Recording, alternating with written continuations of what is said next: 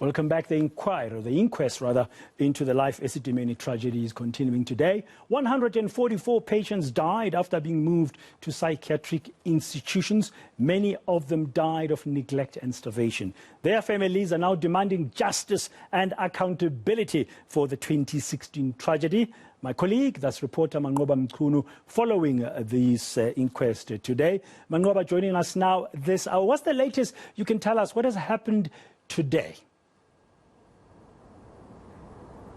Well, so far, Praten, we've heard testimony from the former clinical services director here in Gauteng, Dr. Richard Libiti. Of course, this is his third day here on the stand. He's been testifying here about his role in the deadly transfers. You'll recall that he was one of the team members that led this particular marathon alongside the HOD, as well as some senior officials from the Gauteng Health Department. So he's been cross-examined by some of the lawyers who represent some of the NGOs where these patients were moved to. You recall, Praten, that over 140 of them were sent or died after being sent to illegal NGOs, amongst others from dehydration and starvation. So today what we've really been hearing is a denial from Dr. Libiti, who's of course denying the fact that he was involved in the deadly transfers. He says that he was not part of that process to move the patients to these NGOs. And this is very crucial for this particular inquest, Praten, as you recall that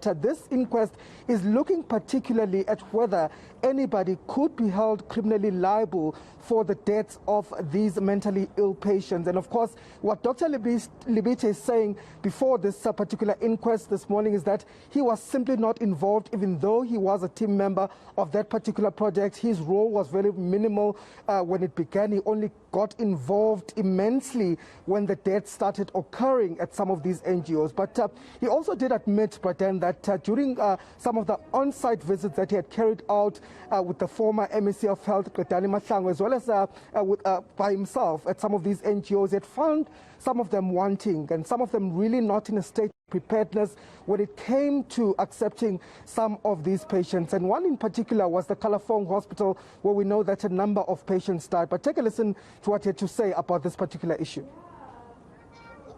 You state yourself that it was clear it would not be ready. What made it clear the place would not be ready? It's the rate at which work was going and the report of the infrastructure into the progress of the work. I'm failing to hear the witness. I think there's something in the background. I don't know whether it's from the witness side or Mr. Mapianya, whether it is from your side. No, my lady. Yes. Doctor, if you can just repeat the answer, sir. Yes, I didn't get that. I'm saying in this report it was clear from the rate of work as it was being reported that it's not going to be finished by the time of the deadline. What was not going to be finished?